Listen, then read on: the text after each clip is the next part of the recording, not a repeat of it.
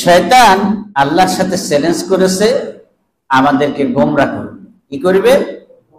গোমরাহ করবে। আল্লাহ তাআলা তার সিদ্ধান্ত হলো আমাদেরকে তার হেদায়েতের মধ্যে রাখবেন। আলহামদুলিল্লাহ। একটা দল শয়তানের অনুসারী হবে, আর একটা দল আল্লাহর হেদায়েতের উপর সুপ্রতিষ্ঠিত থাকবে। আল্লাহ তাআলার সেই কুদরতের ফায়সালা,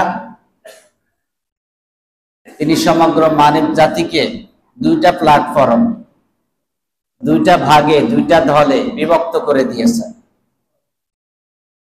এক দল হলো যারা আল্লাহ তাআলার নূরের মধ্যে আছে, আল্লাহর আলোর মধ্যে। কার আলোর মধ্যে? আফামান শারাহাল্লাহু সাদরাহু লিল ইসলাম ফাহুয়া আলা নূরিম মির রাব্বি ওয়াইলুল লিল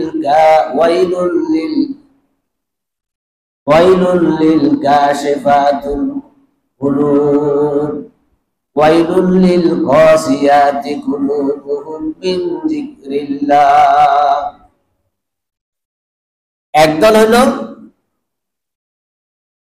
যারা আল্লাহ তাআলার আলোর মধ্যে আসে, আল্লাহ তাআলা তাদের সিনাকে, তাদের অন্তরকে আল্লাহ তাআলার দ্বীনের জন্য, ইলমের জন্য খুলে দিয়েছেন,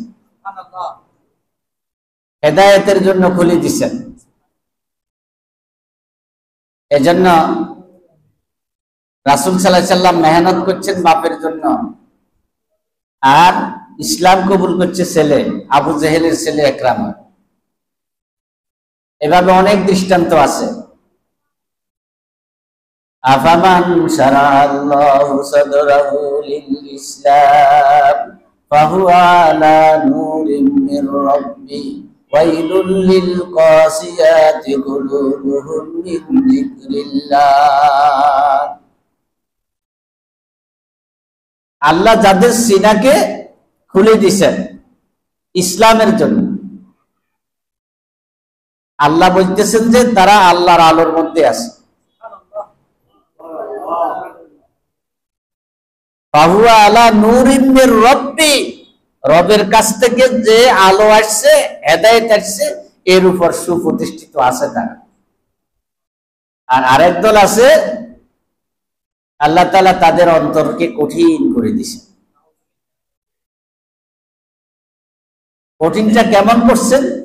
আল্লাহ তাআলা সূরা বাকারার মধ্যে 3টা পাথরের দৃষ্টান্ত দিয়েছে। এক শ্রেণীর পাথর আছে যে পাথরগুলি এমনিতেই গামে, পাথর থেকে গেমে গেমে পানি বাইর হয়, যেগুলা আমরা ঝর্ণা হিসাবে দেখি, পাহাড়, পাথরের পাহাড় থেকে পানি পড়ে। আরেক ধরনের পাথর আছে যেগুলি আল্লাহর ভয়ে রোনা জারি করে। আরেক ধরনের পাথর আছে যেগুলা আল্লাহর ভয়ে এগুলা ফেটে পড়ে। তাহলে পাথরেরও অনুভূতি আছে। কি আছে? অনুভূতি আছে। এখন ওই শ্রেণীর লোক যাদের অন্তরটা কঠিন, এরা হলো আসাদ্দু কাসওয়া, ওই পাথরের থেকে আরো শক্ত। তাদের অন্তরটা পাথরের চাইতেও শক্ত। এরা আল্লাহর জন্য তাদের কোনো দরদ নাই, মায়া নাই, আল্লাহর জন্য তাদের কোনো অনুভূতি নাই, আল্লাহর জন্য তাদের চোখে কোনো পানি নাই। তারা দীর্ঘ 45 বছর শুধু একজন মানুষের জন্য কাঁদছে। কয়জনের জন্য? একজনের জন্য কাঁদছে। আর যখনই তারা শেয়ার পাইছে, তখনই এই একজনকে প্রতিষ্ঠিত করার চেষ্টা করছে। বইয়ের প্রতিটি পাতায় পাতায় আপনাদের প্রত্যেকের বাড়ি ঘরেই তো আপনাদের ছেলে, নাতি, ইত্যাদি পড়ু আছে না? বই পুস্তক খুলে দেখবেন, পাতায় পাতায় শুধু মুজিবার মুজিব, মুজিবার মুজিব। কি আছে কি নাই? একজনকে নিয়ে তারা ব্যস্ত। কোরআনের এক জায়গায় আল্লাহর উপর আস্থা বিশ্বাস ছিল, আল্লাহর উপর আস্থা এবং বিশ্বাস, এটাও উঠে দিছে সংবিধানের এক জায়গায় কি আল্লাহর উপর আস্থা বিশ্বাস ছিল, এটাও তারা কি করছে, উঠে দিছে। আল্লাহর জন্য এদের অন্তরটা শক্ত, আর বাপের জন্য অন্তর নরম, বাপের কথা বলে আর কাঁদে। আল্লাহ তাআলা আমাদেরকে বাপ বেটির আযাব থেকে আমরা আশা করছি যে আল্লাহ আমাদেরকে হেফাজত করছেন, এবং স্থায়ীভাবে আল্লাহ আমাদেরকে হেফাজত করুন বলি আমিন।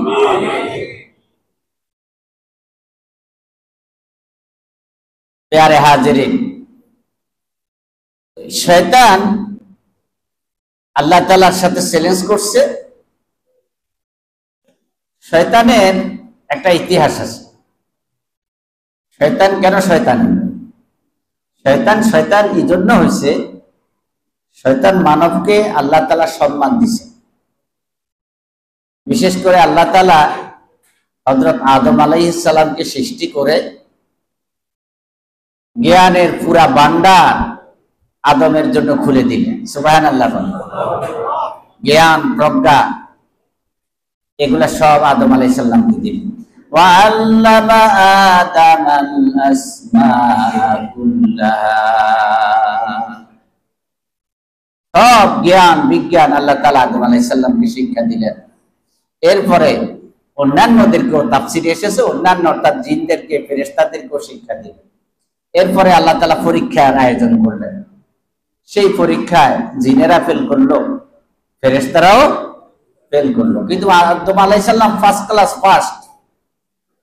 আল্লাহ বললেন, ইয়া আদম আম্বিউনি বিআসমাইহিম, আদম যে ইলম আমি তোমাকে দিলাম, যত নাম শিখালাম, যত জ্ঞান দিলাম, বিজ্ঞান দিলাম, প্রজ্ঞা দিলাম, এগুলি তুমি এখন বলে দাও। আদম আলাইহিস সালাম সফলতার সাথে সব বলে দিলেন। আল্লাহ রাব্বুল আলামিন বলেন যে আদম এত মেধা যোগ্যতা আছে, তোমরা ফেরেশতারা আদমকে সিজদা করো, জিনেরাও আদমকে সিজদা করো, তাকে সম্মান করো। আল্লাহ রাব্বুল আলামিনের নির্দেশ পাওয়ার পরে সব ফেরেশতারা সিজদা করলো, কিন্তু একজন করলো না, সে হলো ইবলিস। তার নাম আজাজিল ফেরেশতা। সে সিজদা করলো না, তাকে অহংকার পেয়ে পড়ছে। আল্লাহ জিজ্ঞেস করলেন, তোকে কে নিষেধ করছে রে, আদমকে সিজদা করলি না? সে বলল, রব, এটা যুক্তিতেও কুলায় না, বুদ্ধিতেও খাটে না। কারণ আপনি আদমরে বানাইছেন মাটি দিয়ে, মাটি হলো নিম্ন গতির, মাটি গতি কি নিচের দিকে, মাটিকে আপনি উপরের দিকে নিক্ষেপ করলে নিচের দিকে আসে। আর আমাকে বানাইছেন আগুন দিয়ে, আগুনের গতি হলো উপরের দিকে। আগুনকে যদি আপনি এইভাবে নিচু করিয়ে ধরেন, এটা কোন দিকে? উপরের দিকে। তো ইবলিস বলল, রব, এটা তো বুদ্ধিতে খাটে না, যুক্তিতেও আসে না।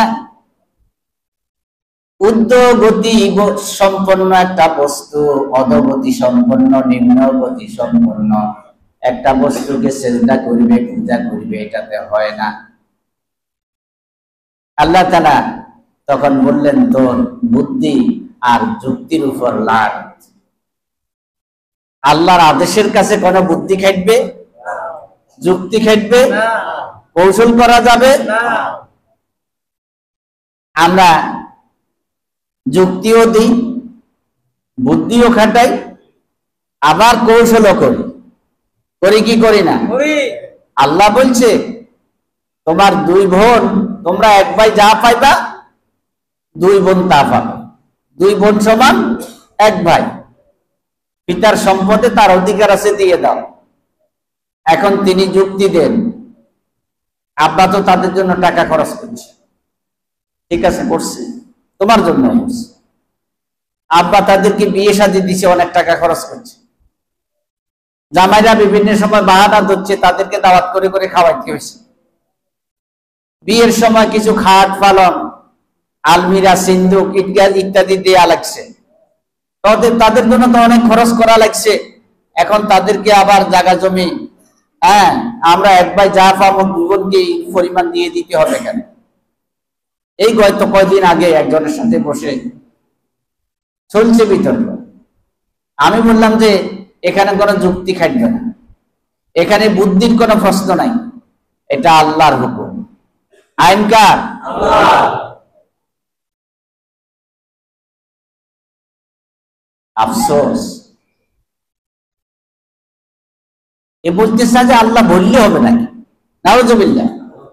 কেউ কেউ তো বলি ফেলছেন যে আল্লাহ অঙ্কের জ্ঞানও কম।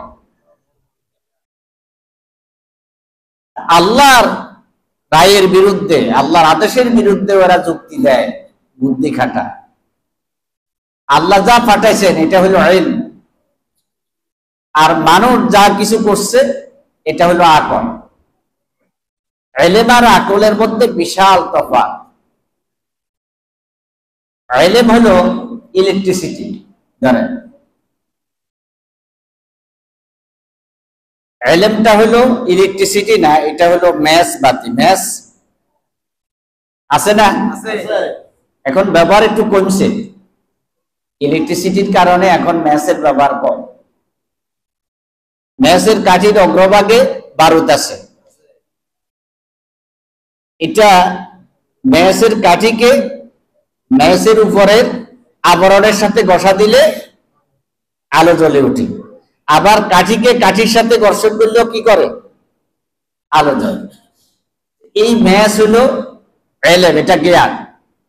আর মোমবাতি, ম্যাচ বানানোর উদ্দেশ্য হলো আলো জ্বালানো, মোমবাতি যা তৈরির উদ্দেশ্য কি? আলো জ্বালানো। এখন মোমবাতিকে অনুরূপ ভাবে একটা মোমবাতিকে আর একটা মোমবাতির সাথে ডলা দেন, আলো জ্বলবে তো? একটু কিছু সময় বেশি সময় ডললে জ্বলবে না। এখানে যদি আমরা এক কার্টন মোমবাতি আনি, উপস্থিত যারা আছি প্রত্যেকেই দুইটা দুইটা করি অথবা একসাথে অনেকগুলাকে ঘষি, কিছুক্ষণ পরে আলো জ্বলবে তো? তাহলে বোঝা গেল মোমবাতিকে আজীবন ঘষলেও আলো পাওয়া যাবে না, বরং অতিরিক্ত কিছু বর্জ্য আবর্জনা এখানে তৈরি হবে, যেগুলা নিষ্কাশনের জন্য, পরিষ্কারের জন্য আবার শ্রমিক লাগবে। ঠিক না বেটে? তো মোমবাতি হলো আকল, আর ম্যাচ হলো জ্ঞান। ম্যাচ নিজেই স্বয়ং সম্পূর্ণ, নিজেই আলো। এখন মোমবাতি যদি ম্যাচের কাছে বিনয়ের সাথে আসি বলে আমার একটু আলো দেন, এটা মোমের জন্য উপকার না ক্ষতি? উপকার, উপকার। কারণ সে আলোটা পাইলো, তার সৃষ্টির উদ্দেশ্য তো আলো জ্বালানো। এখন সে যদি ম্যাচের কাছে আসি নত হয়, ম্যাচ থেকে একটু আলো নেয়, এতে সে কি হবে? তার সৃষ্টির উদ্দেশ্যটা বাস্তবায়ন হবে, সে উপকৃত হবে। আর যদি এবারটা অহংকার করেন, আমি হইলাম এই মোটা, এই লম্বা, আর একটু ম্যাচের কাঠি, এই ছোট্ট সামান্য জিনিসের কাছে বুঝি আমি যাবো নত যাইতাম না, তাহলে আজীবন তুমি এইভাবে পরিত্যক্ত হবে, আলো দিতে পারবা না। ঠিক না বেঠে? আচ্ছা, কোরআন কারীম হলো জ্ঞান, ইলম। এটা এমন এক আলো, সে নিজে নিজে আলো। কোরআন নিজে নিজে আলো, যেই তার কাছে আসে তারাই দেখি আলো। কোন পরিবার যদি তার কাছে আসে তাকে কি দেয়? কোন সমাজ তার কাছে আসলে তাকে কি দেয়? কোন রাষ্ট্র যদি তার কাছে আসে কি দেয়? সমগ্র দুনিয়া যদি তার থেকে আলো নিতে চায়, কোরআন তাদেরকে আলো দিবে, সমগ্র দুনিয়াকে, কিন্তু তার আলোটা নিঃশেষ হবে না। সুবহানাল্লাহ। মনে রাখবেন, আল্লাহ নিজে আলো। আল্লাহর আকাশটাও আলো, জমিনটাও আলো, আল্লাহর কোরআনও আলো, মুহাম্মদুর রাসূলও আলো। আল্লাহু নূরুস সামাওয়াতি ওয়াল আরদ। আকাশ জমিনের আলো হলেন কে? আল্লাহ। এই আল্লাহ তাআলা আমাদের জন্য পাঠাইছেন নূর, আলো। আল্লাহর আলো আমাদের জন্য পাঠাইছেন। قد جاءكم من الله نور وكتاب مبين। তোমাদের কাছে আসছে এই প্রকাশ্য সুস্পষ্ট বর্ণনাকারী কিতাব এবং নূরে মুহাম্মদ সাল্লাল্লাহু আলাইহি ওয়াসাল্লাম। দুর্ভাগ্য হলো শয়তানের প্ররোচনায়, জিন শয়তান মানব শয়তানের প্ররোচনায় পড়ে আমরা এই আলো থেকে দূরে আসি। আলো থেকে কি দূরে আসি? দেখুন আজকে আলোর কিছু প্রোডাক্ট আছে, অর্থাৎ জ্ঞানের কিছু প্রোডাক্ট আছে, বিজ্ঞানের কিছু প্রোডাক্ট আছে। বিজ্ঞান হলো বুদ্ধিভিত্তিক কর্মকাণ্ড। বিজ্ঞান বুদ্ধি খাটিয়ে তারা বানাইছে হাইপারসোনিক ক্ষেপণাস্ত্র, বানাইছে রাসায়নিক অস্ত্র, বানাইছে পরমাণু বোমা। শুধু মার্কিন যুক্তরাষ্ট্রের কাছে 5200 পরমাণু বোমা আছে। কেবলমাত্র মার্কিন যুক্তরাষ্ট্রের কাছে 5200 পরমাণু বোমা আছে। রাশিয়ার কাছে আছে 5800 পরমাণু বোমা। চায়নার কাছে আসে 5 শতাধিক। আমাদের প্রতিবেশী দাদা বাবুদের কাছে ইন্ডিয়ার কাছে আছে 166টি পরমাণু বোমা। আমাদের একমাত্র মুসলিম রাষ্ট্র পরমাণু শক্তির অধিকারী পাকিস্তান, পাকিস্তানের কাছে আছে 165টা। এভাবে পরমাণু অস্ত্র এতগুলি পৃথিবীতে আছে, আরো অনেকের কাছে আছে। এই পরমাণু অস্ত্র, এই বোমা একটা কি দ্বিতীয় বিশ্বযুদ্ধে জাপানে ফেলছিল। কোথায়? এই একটার প্রভাবে বিশাল এলাকা তামায় পরিণত হয়েছে এবং সমগ্র দুনিয়ার খেসারত দিতে হয়েছে যুগের পর যুগ। ঠিক না বেঠিক? এই বুদ্ধির ঘর্ষণে পরমাণু অস্ত্র তৈরি হয়েছে, যা দিয়ে পৃথিবীকে অসংখ্যবার ধ্বংস করে দেওয়া যায়। ঠিক না বেঠিক? আর জ্ঞানের দ্বারা যা কিছু হয়েছে, জ্ঞানের দ্বারা হয়েছে এই যে আমরা হজ করতে যাই, এজন্য কি লাগে? প্লেন। আমরা বাংলাদেশ থেকে বহির্বিশ্বে চাকরি বাকরির জন্য অথবা ট্যুরের জন্য যাই, কি লাগে? প্লেন লাগে। এগুলা হচ্ছে জ্ঞানের কাজ। এটা বুদ্ধি দিয়ে হয়নি, জ্ঞান দিয়ে হয়েছে। আর এই জ্ঞানটা ইলমে ওহীর জ্ঞান, অর্থাৎ কিতাবের জ্ঞান। এটা কোনো বিজ্ঞানীদের জ্ঞান নয়। একটা কথা মনে রাখবেন, পৃথিবীতে যত কল্যাণকর কিছু আবিষ্কার হয়েছে, এই সব আবিষ্কারগুলি আজকের দিনে আপনি পূর্ণাঙ্গ অবয়বটা দেখছেন, কিন্তু এটি অতীত যুগে আল্লাহর পয়গাম্বরেরা বাস্তবে সেগুলা তারা করে গেছেন। যেমন অস্ত্র শস্ত্র, নিরাপত্তার জন্য যে প্রয়োজনীয় অস্ত্র, এটা আবার বুদ্ধির কাজ নয়, এটা জ্ঞানের কাজ। এটা দাউদ আলাইহিস সালাম নির্মাণ করেছেন। আবার যে প্লেন নির্মাণ করেছেন হযরত সুলাইমান আলাইহিস সালাম। হযরত সুলাইমান আলাইহিস সালাম যে প্লেন নির্মাণ করছেন, এই প্লেনটা পৃথিবীর ইতিহাসে সবচেয়ে বড় সর্ববৃহৎ প্লেন। এই প্লেন পৃথিবীর ইতিহাসে আগেও কেউ বানাইতে পারে নাই, পরেও আর কেউ পারবে না। আগেও পারে নাই, পরেও আর। হযরত সুলাইমান আলাইহিস সালামের প্লেনটা, এটা আল্লাহর কুদরতের ইঞ্জিন ছিল। বাতাসকে আল্লাহ সুলাইমানের অনুগত করে দিয়েছে। সুলাইমান আলাইহিস সালাম সেই প্লেনে বসতেন। এখানে আসন ছিল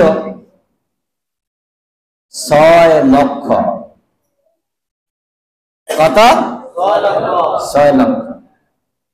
এখানে অনেকেই আছেন, বিভিন্ন দেশে আপনারা থাকেন, প্রায় আসা যাওয়া করেন। অনেকে আবার হজ উমরার স্বার্থে সৌদিতে গেছেন। আমার সুযোগ হয়েছে 2013, 2019, সম্ভবত 2019-এ আসার পথে ফিরতি বিমানে, একটা অনেক লম্বা বিমানে চড়ছিল।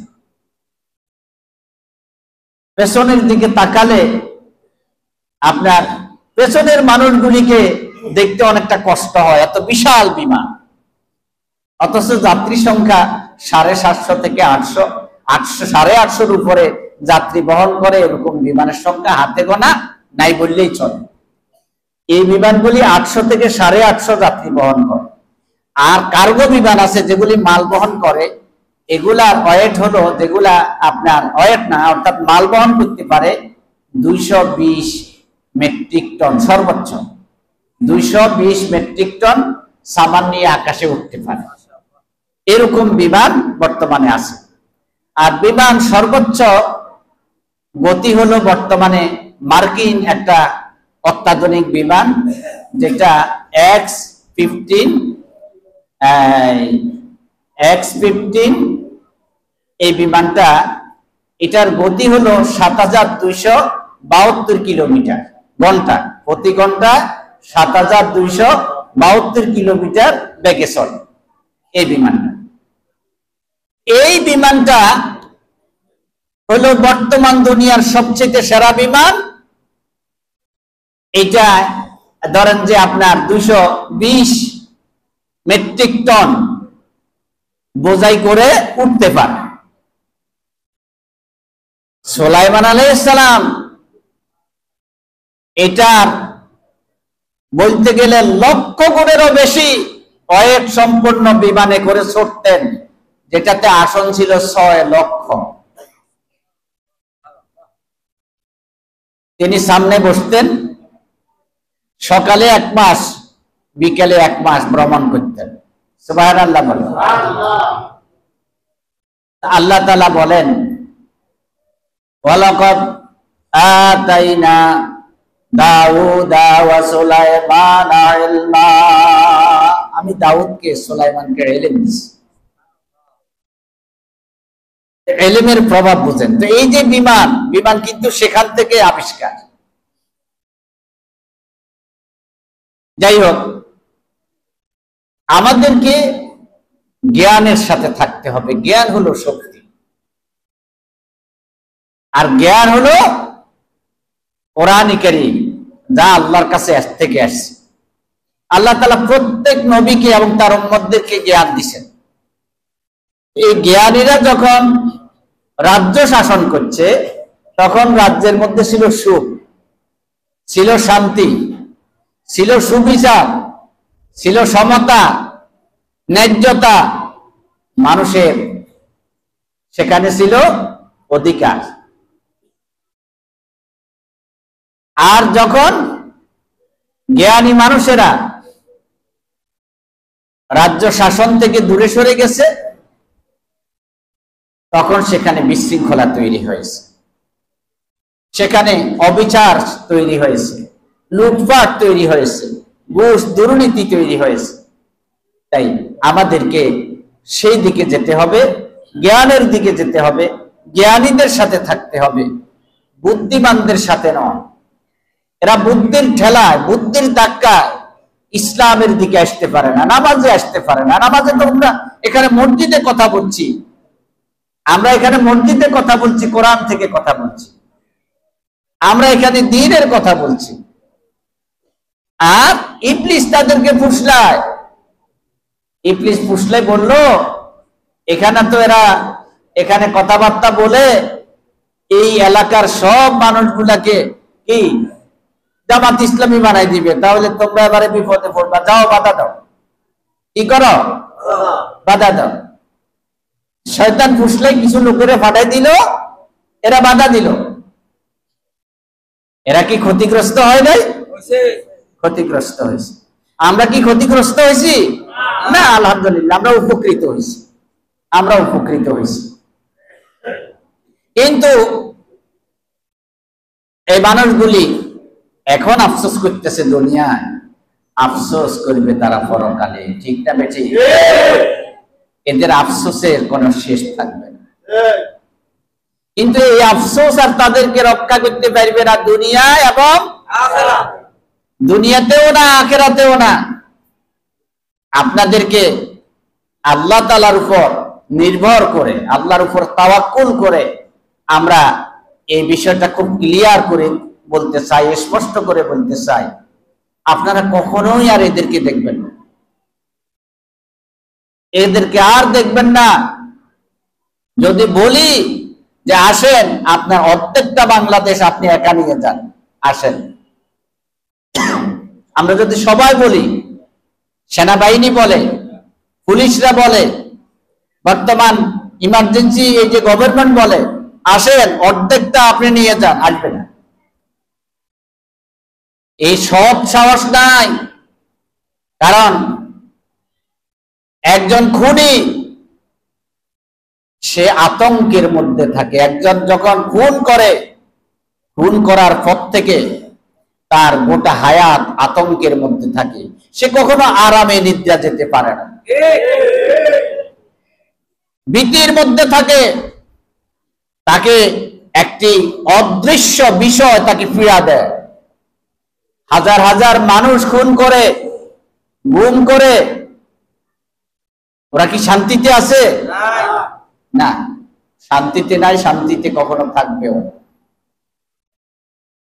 আফসোস করে বলবে, ইয়া লাইতানি কদ্দামতু লিহায়াতি। হায় আমার আফসোস, যদি জয়নগরের কোরআনের তাফসীরের মাহফিলে বাধা না দিতাম, সেখানে গিয়ে মসজিদে বসতাম, কোরআন থেকে কথা শুনতাম, কতই না উপকার হতো। ঠিক না বেঠি? কত উপকার হতো, কত কল্যাণ হতো। যারা ডিপোজিট করে মাসে মাসে দিতে একটু কষ্ট লাগে, প্রতি মাসে ব্যাংকে 1000, 2000, 5000 করে রাখার একটা উদ্যোগ নিয়ে অ্যাকাউন্ট করে 10 বছরের জন্য, 5 বছরের জন্য। যখন মাস গড়িয়ে আসে, টাকাটা জমা দেওয়ার সময় আসে, তখন একটু কষ্ট লাগে। কিন্তু 5 বছর পরে যখন অনেকগুলি টাকা একসাথে পায়, তখন খুশি লাগে না? খুশি লাগে। আমরা যারা প্রতিদিন ডিপোজিট করছি, ফজরে ডিপোজিট করলাম, জোহরে ডিপোজিট করলাম, আসরে, মাগরিবে, এশায়, আবার ফজর থেকে জোহর পর্যন্ত আমরা একেবারে বসে থাকি নাই, বেকার থাকি নাই। হাসছি তো, সুবহানাল্লাহ বলছি, লা ইলাহা ইল্লাল্লাহ বলছি, আল্লাহু আকবার বলছি, আলহামদুলিল্লাহ বলছি। কেমন মাঝে মধ্যে বলি না? একজন খবর দিলে শুনছো, আমাদের অমুক আত্মীয় মারা গেছে, বললাম ইন্না লিল্লাহি ওয়া ইন্না ইলাইহি রাজিউন। এই যে বললাম, এর বিনিময় যে কত বিশাল, এটা তো আমরা এখন বুঝতে পারতেছি না। এক ভাইয়ের সাথে সাক্ষাৎ হলো, ভাইকে বললাম, ভাই আমরা তো একটা ইসলামী সংগঠন করি, আপনিও মুসলমান, আমরাও মুসলমান, দেশটা তো আল্লাহর, আকাশটাও আল্লাহর, বাতাস আল্লাহর, আলো আল্লাহর। অতএব কারণে আসুন না আপনি আমি সবাই মিলে একটি ইসলামী সমাজ গঠনের জন্য, কোরআনী সমাজ গঠনের জন্য চেষ্টা করি। ভাইটা দাওয়াত কবুল করলেন, তিনি আমাদের সাথে শামিল হয়ে গেলেন, পড়ালেখা করতে লাগলেন, দাওয়াতি কাজ করতে লাগলেন, আমল করতে লাগলেন। দেখা গেল আমি আব্দুল মালিকের চাইতে, আমার দিন মোহাম্মদ ভাইয়ের চাইতে তার আমল আরো অনেক ভালো হয়ে গেল। আমি হয়তো গুনাহগার, কিন্তু আমার দাওয়াতে যিনি আসছেন তিনি পাক্কা ইমানদার, তিনি মুত্তাকি। কিয়ামতের মাঠে আমি ধরা খাইলাম, সে নাজাত পেয়ে গেল। এখন সে বলবে, রব্বুল আলামিন আমি তো নাজাত পেলাম, কিন্তু আমি তো জান্নাতে যাব না। কেন যাবা না? কি হয়েছে? সে বলবে, রব্বুল আলামিন এই যে বান্দা যাকে আপনি আটকাইছেন, এই তো আমাকে ইসলামের দিকে আনছে, কোরআনের দাওয়াত দিয়ে নিয়ে এসেছে, আজকে তাকে না নিয়ে আমি জান্নাতে যাব না। এই ডিপোজিট গুলি আলহামদুলিল্লাহ কম বেশ আমরা করি কি করি না? এটা ঠিক, এটাই বাস্তব। অনেক দাড়ি ধরা খাবে, কিন্তু তাদের অনেক কর্মী এমন হয়ে যেতে পারে তারা জান্নাতি হয়ে যাবে। এই কারণে ওই তাদের সুপারিশে সে জান্নাতে চলে যাবে। সুবহানাল্লাহ। অনেককে আমরা বুজুর্গ মনে করি, আল্লাহওয়ালা মনে করি, বিশাল আলেম মনে করি, কিয়ামতের দিন এরাও ধরা খাবে। যেমন আজকে আমরা অনেককে দেখি লাখ লাখ মানুষ তাদের মাহফিলে, ওই বক্তাকে আল্লাহ ডাকবেন, বক্তারে আসো, কি করছো বলো, সে বলবে রব্বুল আলামিন সকাল থেকে গভীর রাত পর্যন্ত, সকালে উঠে নাস্তা করে গাড়ি স্টার্ট দিতাম, মাহফিলের দিকে চলছি, সন্ধ্যা গিয়ে মাহফিলে বসতাম, একটা শেষ করে আরেকটায় যাইতাম, আরেকটা শেষ করে আরেকটা যাইতাম, দৈনিক 2টা 3টা মাহফিল করতাম, লক্ষ লক্ষ মানুষ কোরআনের কথা শুনতো, হাদিসের কথা শুনতো। আমি তো এই কাজগুলা করছি। রব্বুল আলামিন বলবেন, ও বক্তা, তুমি তো দুনিয়ার হায়াতে লক্ষ লক্ষ মানুষেরকে ওয়াজ করেছো, তোমাকে মুফাসসির বলতো, তোমাকে জনপ্রিয় আলেম বলতো, দুনিয়াতে অনেক সুনাম সুখ্যাতি ছিল, যাও যাও, যা পাওয়ার দুনিয়াতে পাইছো। মাহফিল শেষে 50,000, 60,000, 1 লাখ টাকার বান্ডিল তোমাকে দেয়া হয়েছে, যাও যাও, আজকে আমার কাছে কিছু নাই, যা পাওয়ার দুনিয়াতে পেয়ে গেছো। সহিহ হাদিস। অনেক বক্তা ধরা খাবে, অনেক আলেম ধরা খাবে, অনেকের জিহ্বা কেটে ফেলা হবে, কথা বলছি একরকম, কাজ করছি আরেক রকম। কিন্তু সেদিন এই লক্ষ লক্ষ কোটি শ্রোতা থেকে একজন যদি এরকম হয় যে এই আলেমের কথা শুনে আমল করেছে, নেককার হয়েছে, দিনদার হয়েছে, সে বলবে রব্বুল আলামিন যদিও তিনি টাকা নিয়েছেন, যদিও তার কোনো জিও ছিল না, আমরা তো দাওয়াতটা তার কাছ থেকে পাইছি, আজকে তাকে না নিয়ে জান্নাতে যাব না। এজন্য দাওয়াতি কাজের একটা প্রভাব আছে, দাওয়াতি কাজের প্রভাব আছে। এখন একথা বাবার কোন সুযোগ নাই যে এখন সময় সুযোগ ভালো আছে, লোকেরা তো আননিতে আসে, এখন আর দাওয়াতি কাজের দরকারটা কি? এজন্য দাওয়াতি কাজ বন্ধ করে দিবেন না। এটাও শয়তানের একটা প্ররোচনা, এটাও শয়তানের একটা বিষয়। তো বলতেছিলাম, ইমানদারদের এই ডিপোজিট গুলি আছে, এখন তারা আফসোস করবে, ইয়াকুলু ইয়া লাইতানি কদ্দামতু লিহায়াতি ফায়াউমাইযিন লা ইউআযযিবু আযাবাহু আহাদ ওয়া লা ইউসিকু ওয়াসাকাহু আহাদ।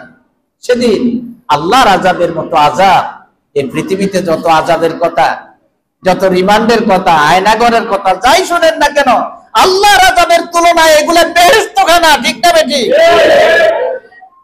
সে আল্লাহর কঠিন আযাব এবং তার ভয়াবহতা, তীব্রতা লোকেরা যখন দেখবে তখন পেরেশান হয়ে যাবে, তখন দুনিয়ার জন্য আফসোস করবে, হায় দুনিয়ার তাফসীর মাহফিলে যদি সময় দিতাম, কোরআনের মাহফিলে যদি বসতাম, সেটা তো করে নাই, উল্টা বাধা দিছি। কি দিছি? বাধা দিছি। তোমরা বুঝো না কেন আল্লাহর গোলামেরা? আমরা তো কোন নেতাকে এখানে হাইলাইট করছি না, করছি না, আমরা আমাদেরকে হাইলাইট করছি না, আমরা নিজেদের কোন দফা স্বপ্নের কথা বলছি না, আমরা তো বাবার কথা বলছি না। আমরা কি বাবার কথা বলছি? কোন লিডারের কথা বলছি? কারো স্বামীর কথা বলছি? কার কথা বলছি? এটা তো লজ্জাও থাকার কথা। জমিনটা তো আল্লাহ, জমিন কার? আর আল্লাহ বানাইছেও আমাদেরকে। আল্লাহর জমিনে আল্লাহর মানুষের উপর আইন চলবে আল্লাহর, তোমার কি? আচ্ছা, আমি এই যে এখানে একটা রবি সিম ব্যবহার করি, এখন ধরেন যে এই এলাকায় কয়েক কিলোর মধ্যে রবির কোনো টাওয়ার নেই, আছে জিপি বা গ্রামীণ ফোন। এখন আমি গ্রামীণ ফোনের টাওয়ারের নিচে বা আশেপাশে থেকে রবি নেটওয়ার্কে যদি চেষ্টা করি, কোনো লাভ হবে? লাভ হবে? তো বলেন এই পৃথিবীটা কার নেটওয়ার্কিং এর মধ্যে আছে? তো তুমি মুজিবীয় নেটওয়ার্ক এখানে চালাইবা কিভাবে? এটা কি সম্ভব? এখানে কি জিয়ার নেটওয়ার্ক সম্ভব? ভাইজান, আমাদের কোনো বিদ্বেষ নাই, দরদের কারণে বলছি, দরদের কারণে বলছি, এই নেটওয়ার্ক গুলি এখানে চলবে না। এখানে আল্লাহর নেটওয়ার্ক সিস্টেম আছে। সিস্টেমটা কার? আল্লাহ। আল্লাহর নেটওয়ার্কিং সিস্টেমের মধ্যে তোমাকে আসতে হবে। এর বাইরে থেকে তুমি যত চেষ্টা চালাইবা, তৎপরতা চালাইবা, দুনিয়াতেও ক্ষতিগ্রস্ত হইবা। কয়দিন রাম গোয়া দৌড়াইবা? কয়দিন? 15 বছর, 16 বছর, কেউ 20 বছর, 30 বছর, 40 বছর, কিন্তু আসলেই ধরা খেতে হয়েছে সবাইকে, ঠিক না বেঠিক? দুনিয়াতেও ধরা খেতে হয়েছে, লাঞ্ছিত হতে হয়েছে, অপমানিত হতে হয়েছে, ফাঁসির দড়িতে ঝুলতে হয়েছে, জনগণের রোষানলে পড়ে জনগণের পিটুনি খেয়ে জীবন দিতে হয়েছে। আর পরকালে তো আল্লাহ তাআলার আযাবের ফেরেশতারা তাদেরকে হাত পায়ে বেড়ি লাগাবে, শিকল লাগাবে। ঠিক না বেঠিক? অতএব কারণে আমাদেরকে বিষয়গুলি বুঝতে হবে। সম্ভবত 8:30 নামাজের কথা বলা হয়েছে, 7:30। হ্যাঁ, 7:30 বলা হয়েছে। আমি ইনশাল্লাহ 10-20 ছেড়ে দিই, কেমন? এরপরে আজান এবং নামাজ হবে। তাহলে অল্প কয়েকটা মিনিট কথা বলবো। অতএব প্রিয় ভাইয়েরা, আমাদেরকে আল্লাহর দ্বীনের দিকে, কোরআনের দিকে আসতে হবে। এর বাইরে থেকে আমাদের কোনো কল্যাণ নাই, দুনিয়াতেও নাই, আখিরাতেও নাই। কিয়ামতের দিন লোকেরা বলবে, ওয়ায়াকুলুল কাফিরু ইয়া লাইতানি কুনতু তুরাবা। আজকে যদি মাটি হয়ে যেতাম, এখানে যদি উঠা না লাগতো, তাহলে কতই না ভালো হতো। সেদিন আফসোস করে বলবে, যখন বাম হাতে আমলনামা পাবে, তখন আফসোস করে বলবে, মা গুনানি মা দিয়া। মাল তো ছিল, এক বাড়িতে 1500 কোটি টাকা খরচ করছি। কয় বাড়িতে? এক বাড়িতে 1500 কোটি। জানেন তো কোথায় এটা? এক বাড়ি 1500 কোটি। আবার এটা খুব বেশি টাকাও খরচ করছে তা না, তার চাইতে 3 গুণ 5 গুণ 10 গুণ বেশি টাকা দিয়েও বাড়ি করে, এরকম পয়সাওয়ালাও কি আছে? পয়সা তো মানুষের, জনগণের, তার অসুবিধা কোথায়? এখন সে বলবে, আমার তো মাল গেল, দৌলত গেল, হালাকা আননি, সুলতানিয়া ক্ষমতাও গেল। কি ক্ষমতা আছে? ক্ষমতাও গেল, মালও গেল, দৌলতও গেল। হায় আফসোস, এখন আমি করবোটা কি? এভাবে আফসোস করবে। আবার কেউ কেউ তাদের আঙ্গুল কামড়াবে, হাত কামড়াবে, হাতে কামড়াবে, কামড়িয়ে বলবে, হায় অমুকের পেছনে জীবনের 50 বছর 60 বছর কেন আমি ব্যয় করলাম একটা মানুষের পেছনে। আপনারা আরো অবাক হবেন, আমার কাছে এখন সময় নাই, হাজার হাজার কোটি টাকা আপাতত প্রাথমিক তদন্তে আসছে 6000 কোটি টাকা। 6000 কি কোটি টাকা? 6000 কোটি টাকা একজন মানুষের ভাস্কর্য আর মূর্তি বানায় খরচ করছে আমাদের দেশে। না না, এটা শেষ নয়, আরো আছে, হয়তো এটা 3 গুণ বেশি হবে। প্রাথমিক তদন্তে বাইরে হয়েছে 6000 কোটি টাকা মূর্তি বানায় খরচ করা হয়েছে। আচ্ছা বলেন, এই লোকটারে কি আমরা চিনি না? তারে জানি না? আল্লাহ তাআলা চাইলে তারে ক্ষমাও তো করে দিতে পারেন, আবার চাইলে আযাবও। তাহলে আমরা যদি সবাই তার জন্য দোয়া করি, আল্লাহ আপনার এই বান্দারে ক্ষমা করেন, তাকে বেহেশত দেন, এটা ভালো ছিল নাকি আপনার এই দেশের হাজার হাজার কোটি টাকা নষ্ট করে মূর্তি বানানোটা ভালো হয়েছে? কোনটা ভালো হয়েছে? তাহলে আমরা তো সেই কাজটা করতেছিলাম, আমরা এতে রাজি ছিলাম।